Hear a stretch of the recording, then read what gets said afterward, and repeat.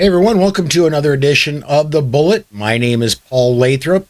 I'm the Deputy Director of New Media for the Second Amendment Foundation. The reason I'm looking over here is because Facebook is being a little bit unusual. I don't know if we're live on Facebook or not. It's being extremely weird on me. I should be live on Facebook. I just don't know. Yes, it looks as though we are live on Facebook, I think. Welcome, everybody. Sorry, it's Facebook software is just being weird today. Your commentator today, my cohort in crime, Amanda Suffecool, eye on the target radio. This kicks off our week of broadcast for The Bullet, and a little bit of a slow news day, but boy, have we got stuff to talk about. It's not slow. It's not slow. I want to start off this week, I want to start off the show today by plugging up what's coming up in an hour on Polite Society Podcast over on the Second Amendment Foundation's Facebook page and YouTube channel. We've got the Polite Society Podcast coming up.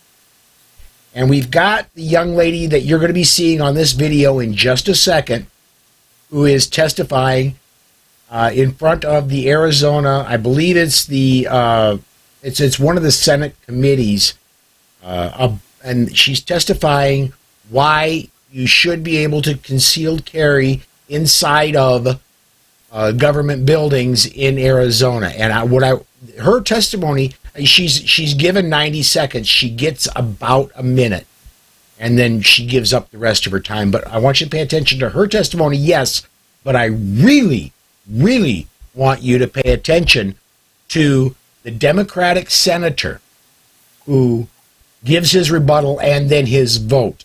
This is classic anti-rights politician right here.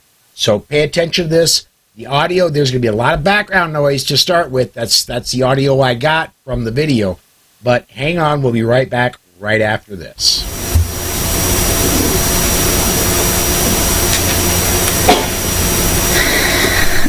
Hello, Lauren Snyder, Second Vice Chair, Arizona Libertarian Party, Chairman and committee members. I am speaking in favor of House Bill 2316. I have had my concealed carry permit for the last 10 years. The reason that I got my concealed carry is because I've been a victim of sexual assault. I've been a victim of random assault. I've been a victim of domestic abuse. And I refuse to be a victim again. I don't carry because I want to harm others. I carry because I don't want to be harmed. My right to defend myself shouldn't change simply because of my physical location. The last time that I was assaulted, I was in a public space, not allowed to carry my weapon. I was stalked by somebody, and he attempted to abduct me and tried to drag me to his vehicle. So because I was respecting the law and was defenseless, mind you, I'm differently abled. I don't have the privilege of running away and calling the cops and waiting for them to come. I have to defend myself. 30 seconds. And I yield the remainder of my time. Thank you for your testimony. Thank you. Members, any questions? Okay. Anybody else wishing to speak? I don't see anybody. Lots of if necessaries. Member, did you want to call up any of the if necessaries? Mr. Chair, I've said it many times that I'm a gun owner. I'm a hunter, and I'm a proud Democrat. I don't need to carry my gun on me at all times to feel safe. I don't. I don't walk around, run around, and drive around worried about somebody's going to shoot me, or somebody's going to hurt me, or somebody's going to do whatever. Why even walk around at that point? Stay home, behind closed doors. I'm not going to worry. You can't be worrying about things all the time. I have enough to worry about being in these chambers. I mean, I hate to keep hearing about all this stuff. I mean, I understand that there's things that happen out in life. Man, you can sit there and stare at me all you want. I'm not talking about you. I'm talking about things in general. And I do have daughters, and I do have a wife, and I do have a mother. There's a lot of things that happen in this world. But you can't run around scared all the time. I will say this. People talk about how being safe, I don't feel that a room full of people, everyone with a gun is going to make me feel safer. It's not going to make me feel safer, because people in this world are pretty crazy. They're pretty crazy out there. And you just don't know which one's losing their mind and which one's not. And some of them do come through these doors in these buildings. So, I mean, I do understand that, yeah, it is a right that we have. But some people just don't have that right. And some people just shouldn't have that right. And with that, I vote no. All right. Mary over on the Facebook side, I think she says it best. This guy is a joke. And I agree. What this guy essentially is saying is, if you believe the right of self-defense, you have it inside your house, but that's it. That's where it ends. So if you feel like you don't want to be a victim, stay inside your house. You don't have to be a victim inside your house. If you're going to go outside your front door, lay down and be a good victim. That's what this guy is saying. Yeah, there was so many things. I hate to hear about things like that. So shut the heck up and don't tell me about them. I mean, that was the unsaid statement that was a caveat to what he said. You know, I agree. You can't run around scared all the time. Ergo, I run around prepared all the time.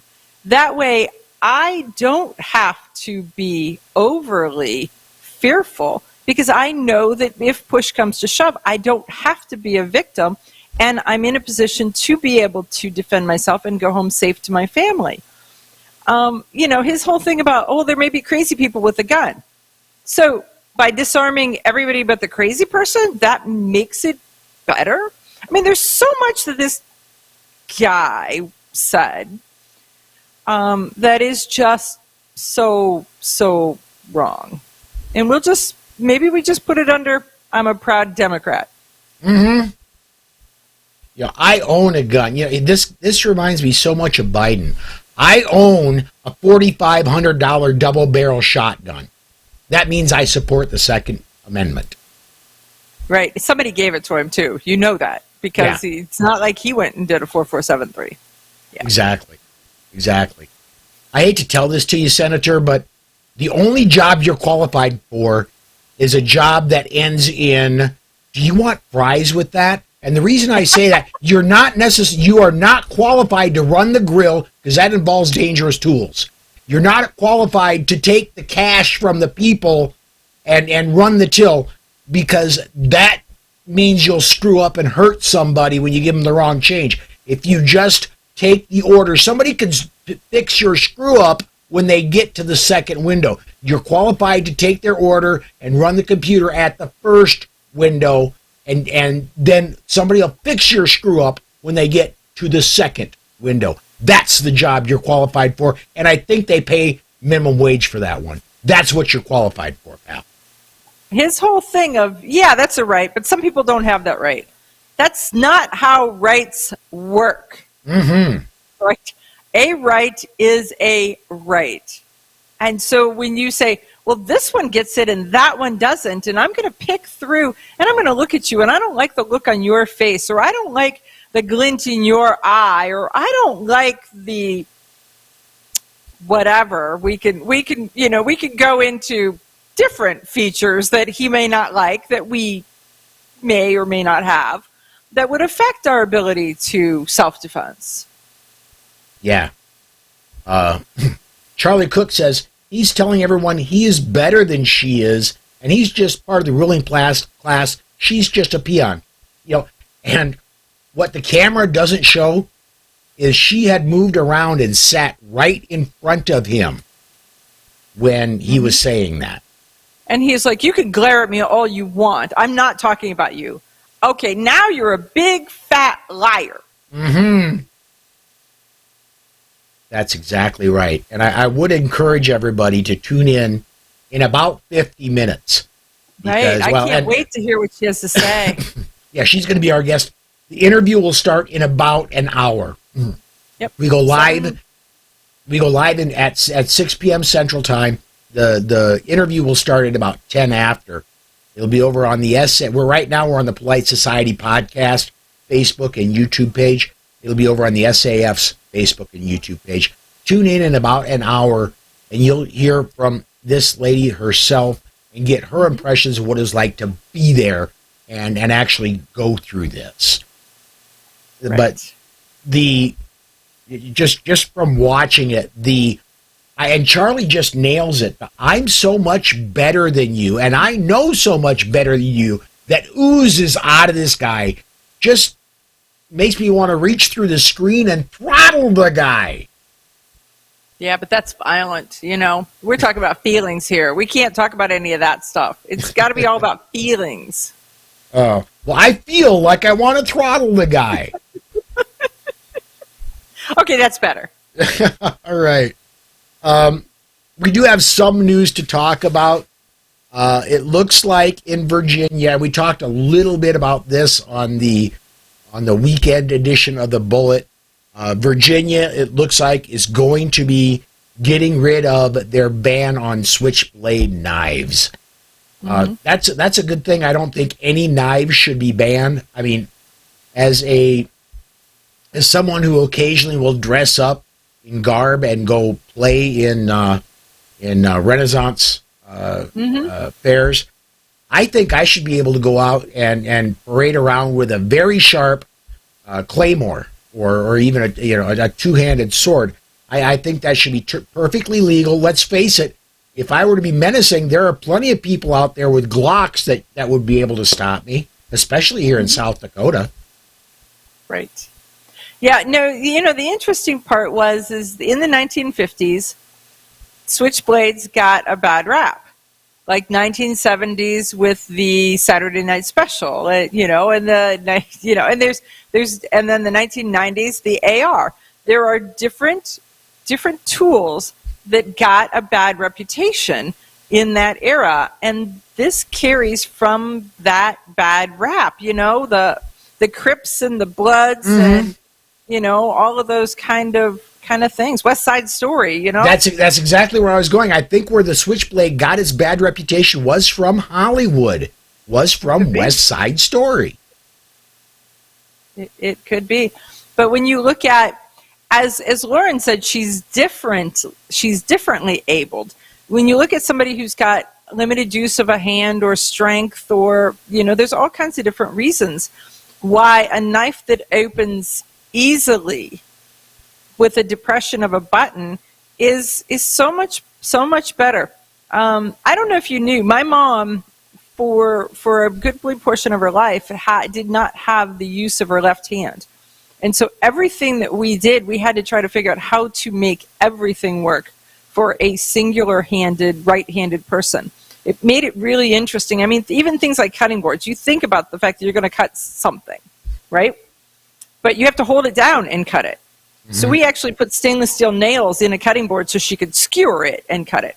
But like opening a knife is impossible for somebody that is in that, when you start to think about the differently abled people and how do you assist them, this is one of those kind of things. I know it sounds the same as the story on the SIG brace gun, but there are people that need these things. And so to just offhandedly get rid of them because someone did something that you didn't like at one point in time, and so we're going to make them all illegal for everyone. Yeah, it's like I said, and as I said, going in, it's good news that it's going away. It's unfortunate that it was ever a law to start with. Many, many states have retracted it because I think we're down to 6 or 7 states are the only ones that still have those restrictions. So it too is. I know that there's a lot of knife rights groups that have been arguing and battling to be able to free up some of these knife restrictions. Next one I want to talk about. We do get a little bit of reach into Canada, and especially with the podcast, not so much with the video, but we do, especially with the podcast. I want to say, by the way, thank you, everybody. The podcast is growing by leaps and bounds, and thank you so much for that. Please continue to share the show so it continues to do that. But we have strong numbers in Canada, and thank you for that. Canada has a full assault weapons ban, and all ARs were supposed to be turned in by April 1st. Well, they've extended that now into the end of 2023. The good news is there's a general election coming up before then, and it is possible this could totally go away if Canada really steps forward and elects somebody, let's say like a Ronald Reagan or like a Donald Trump, and turns the whole thing around and gives the people their rights back again. Well, there's so much that Canada is seeing and battling and fighting. I mean, though, have we heard whatever happened to the truckers? Did they go home, or did we just quit hearing about them? I think we just quit hearing about. At least down here, we just quit hearing about them. So did they roll over? Did they win? Did they lose? Where is that? And now you look at things like this, and it is going to be the same kind of thing. So it looks as if the fact that no action took place by people, that they have to, they drew a line and they stood there and said, this is the line. And now they said, okay, I mean, it's sort of like a Gomer Pyle kind of thing, or what was it, Barney Fife that drew a line and then he had to step back and draw another line, and then he stepped back and drew another line. I kind of get that impression that, we're just stepping back and drawing another line. They also said that they've spent a goodly portion of the money that has been allocated to buy back guns that they didn't own in the first place, or to have them destroyed, all of those types of things. Yet they've not acquired any guns. So they're just burning through their money without any accomplishments. It's going to be an interesting thing to watch. Yeah.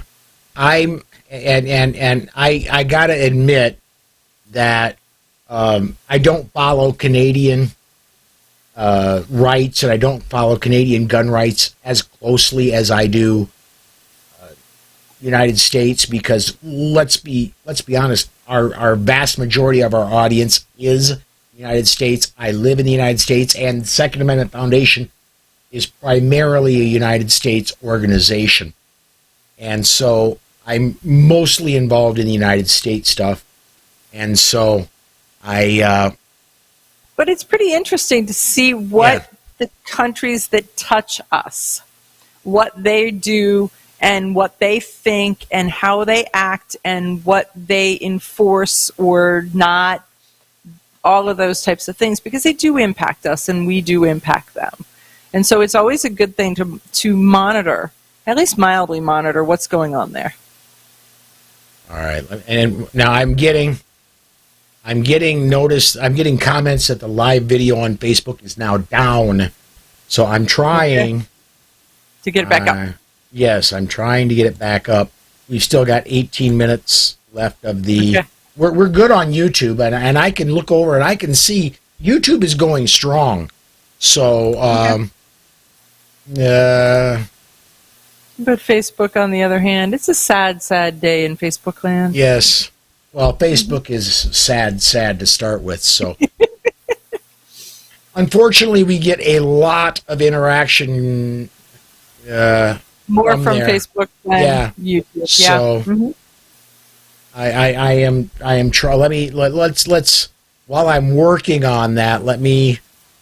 I want to go to our next story, and we're probably going to end up getting both of these stories in. But Illinois Supreme Court, it's back considering if the FOID card is legal. In Illinois, if you want to own a firearm, even inside your residence, you must have a firearms owner's ID card first. And that's been challenged time and again, and it's back in front of the Illinois state Supreme Court. I'm not a lawyer. I don't play one on TV, and I didn't even stay at a Holiday Inn Express last night. However, the Heller decision, in my understanding, gives you the right to own, carry, and conceal a firearm inside your home. That's what the Heller decision was about. And so I think the FOID card is against the Second Amendment. I'm not an attorney. Do not take my word. Well, I think that her lawyer thinks that same thing, because the interesting part is that it worked its way up through the courts, and the Supreme Court refused to hear it. But the lawyer didn't contest it on constitutional grounds. So the judge made a statement and he threw it out based on constitutional grounds. And then the other side, the prosecutor, contested that, so it went up to the Illinois State Supreme Court. And so those folks said, we're not going to hear it, and let it go back down. The really interesting part was the fact that as you looked at the whole mechanism, they then said, okay, the judge threw it out, it's over, it's done.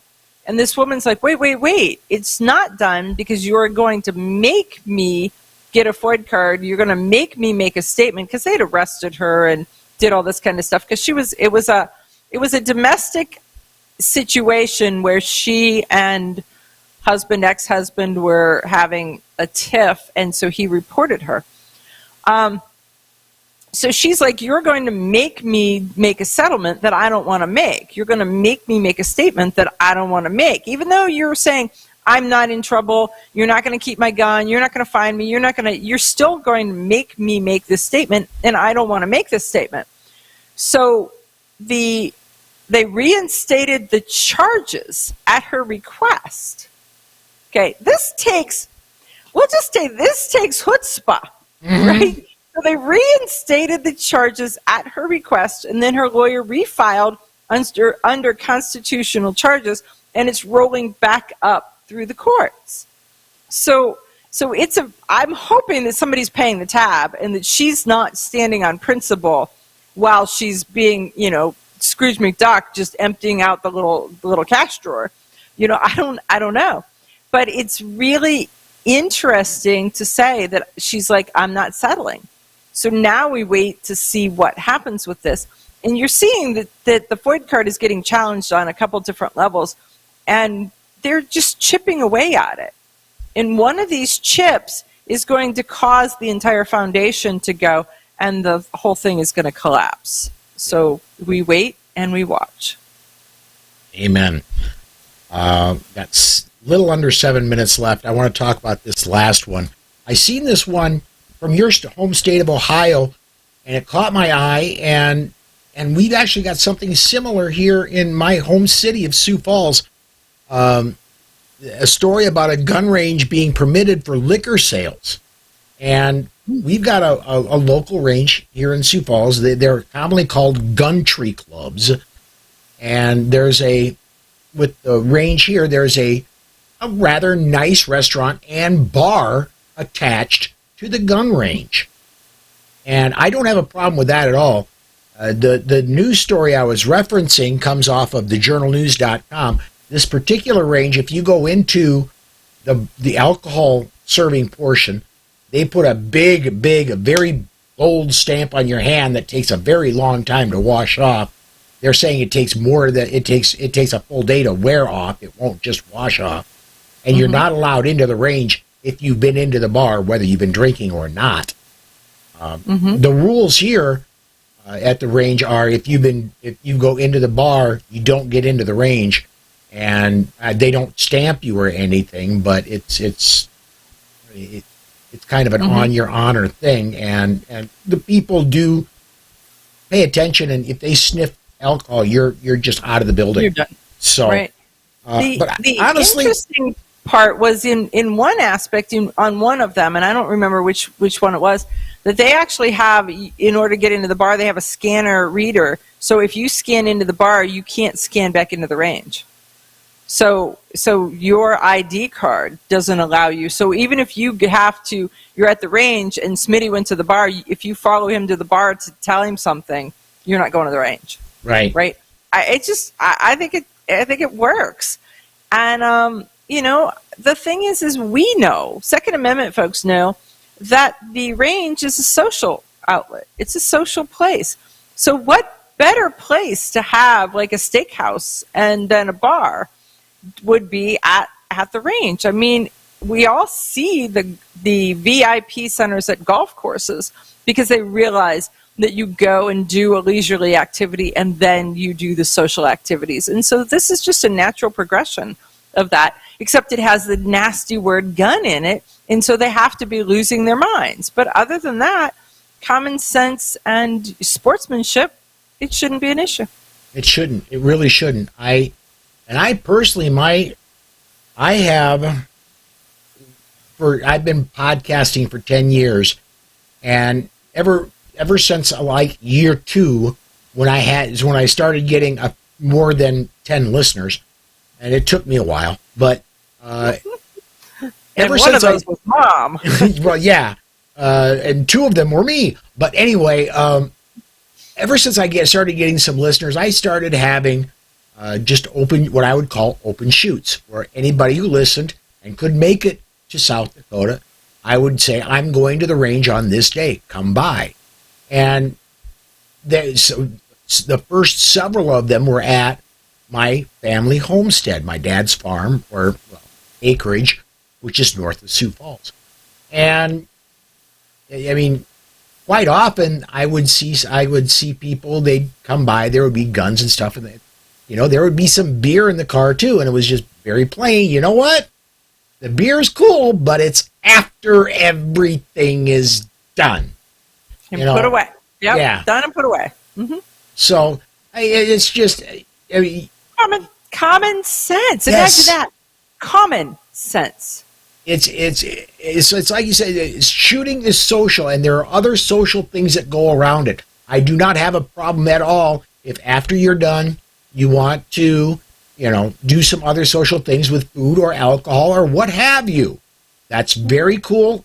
Absolutely. It's just alcohol and guns do not mix together, period. Always, always, always a bad idea. Correct.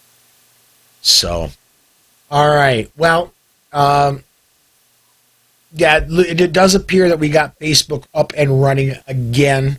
Just in time. Yeah, just in time to shut the show down. So, Amanda, thanks for stopping by. We do have to end this because we're coming down on the bottom of the hour, and I got to get Polite Society up. Everybody, do please come over to the SAF side and check us out in about 30 minutes because it's going to be a fantastic show. You're going to want to see Lauren Snyder. And then please tune in on Wednesday and then heckle Charlie and say, hey, wait, I thought this was Amanda's day. Just because Charlie and I switched days because I'm going to hear the governor do the State of the State address, and I couldn't be in Columbus with the governor and here with all y'all. So Charlie switched days with me. But that doesn't mean that you guys can't really, really just heckle him, just for the fun of it, if you know. Yeah. And we're getting we're getting comments that come in after we went back live. I want to get this one in here real fast. Charlie does say, unfortunately, in Massachusetts, there are some sportsman clubs that have a bar as the clubhouse. Definitely not high-end places, but they're here. Not a steakhouse or anything fancy. Well, there's indoor plumbing, if you know what I mean. Are there poles? Are there dancing poles, specifically? I guess is what I'm asking, Charlie. Well, maybe. All right. Hey, thanks, folks. This has been a slice of heaven. It's always so fun to join you, Paul, and to talk Second Amendment. And so we'll see you guys in a half an hour. All right. Thanks again, Amanda. And everybody come join us in a half an hour over in the SAF stuff. And come join us here, 5 p.m. Central Time tomorrow and the rest of the week. Thanks for watching.